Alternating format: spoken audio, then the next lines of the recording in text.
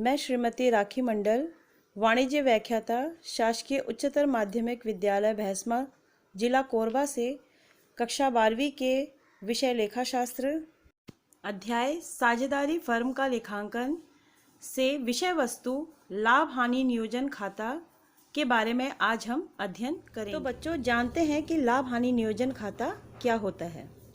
लाभ हानि नियोजन खाता साझेदारी फर्म का वह खाता होता है जो कि अंतिम रूप से साझेदारों को वितरित की जाने वाली लाभ या हानि की राशि ज्ञात करने के लिए बनाया जाता है। तो बच्चों लाभ हानि नियोजन खाता से आपने क्या समझा? दरअसल लाभ हानि नियोजन खाता वह खाता होता है जिसके माध्यम से हम साझेदारों को देय वेतन, बोनस, कमीशन, पूंजी पर ब्याज, उनके द्वारा देय आहरण या आहरण पर ब्याज आदि सभी बातों का समायोजन करने के पश्चात जो लाभ या हानि की राशि बचती है उसे उनके लाभ या हानि के अनुपात में उन्हें वितरित किया जाता है।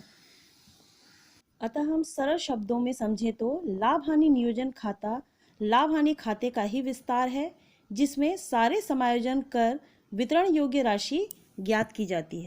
तो बच्चों अब हम समझते हैं कि साझेदारों के मध्य लाभ हानि का वितरण कैसे किया जाता है। साझेदारों के मध्य लाभ हानि के वितरण को आप इस प्रकार समझ सकते हैं कि जब साझेदारों के मध्य किसी भी प्रकार का कोई अनुबंध न किया गया हो तो ऐसी स्थिति में साझेदारों के मध्य लाभ हानि का वितरण बराबर बराबर किया जाता है। परंतु यदि साझेदारों के मध्य लाभ हानि के विभाजन को लेकर पूर्व में ही किसी प्रकार के अनुपात को तय कर लिया गया है तो ऐसी दशा में उसी अनुपात में ही लाभ हानि को बांटा जाता है। इसे हम 3 बिंदुओं से समझेंगे। पहला है समान अनुपात में। इस विधि में सभी साझेदारों को बराबर बराबर हिस्सा दिया जाता है। उदाहरण के लिए यदि हमें 15,000 की राशि को 3 साझेदारों के मध्य बांटना है तो प्रत्येक साझेदार को 5-5 हज़ार रुपये मिलेगा। दूसरा बिंदु है निर्धारित अनुपात में। यदि साझेदारों ने कोई अनुपात तय किया है तो वह निश्चित अनुपात में ही लाभ हानि का विभाजन होगा। यह अनुपात कुछ भी हो सकता है। तीसरा बिंदु है पूंजी के अनुपात में। यदि लाभ हानि का विभाजन पूंजी के अनुपात में करना तय किया गया हो तो यह अनुपात कौन सी पूंजी का होगा? प्रारंभिक पूंजी, शेष या अंतिम पूंजी। शेष पर यह पूर्व में ही तय कर लेना चाहिए।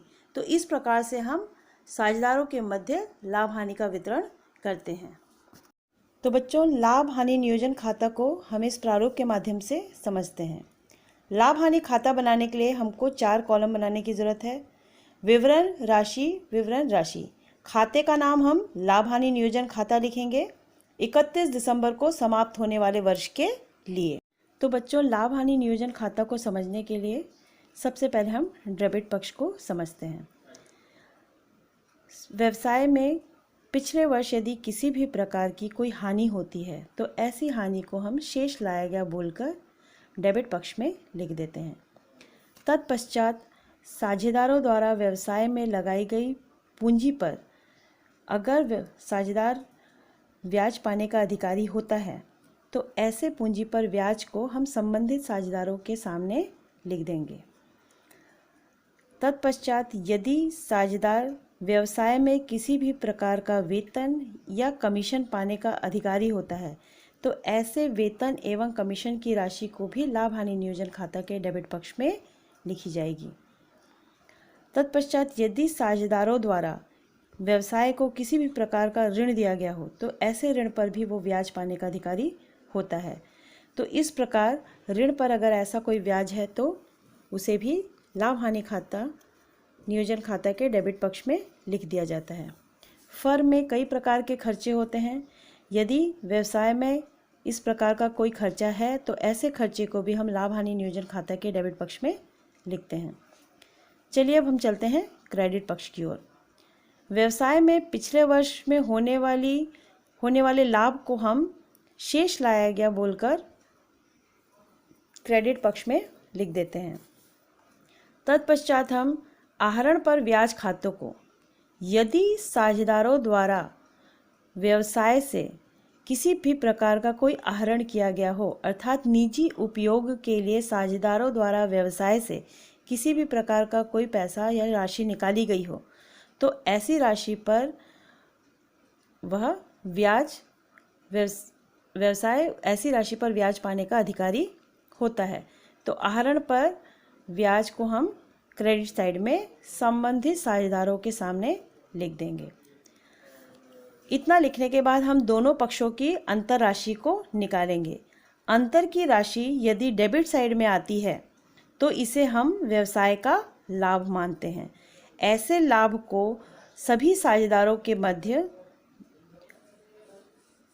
लाभ हानि वितरण के अनुपात में बांट दिया जाता है। यह अनुपात समान अनुपात में भी हो सकता है, निर्धारित अनुपात में भी हो सकता है और पूंजी के अनुपात में भी हो सकता है। ऐसे लाभ की राशि को पूंजी या चालू खाते में हस्तांतरित किया जाता है। यदि अंतर की राशि क्रेडिट साइड में आई हो या क्रेडिट पक्ष में आई हो तो इसे हम व्यवसाय का हानि मानते हैं। ऐसे हानि की राशि भी संबंधित साझेदारों में वितरित होती है और इसे भी पूंजी या चालू खाते को हस्तांतरित किया जाता है।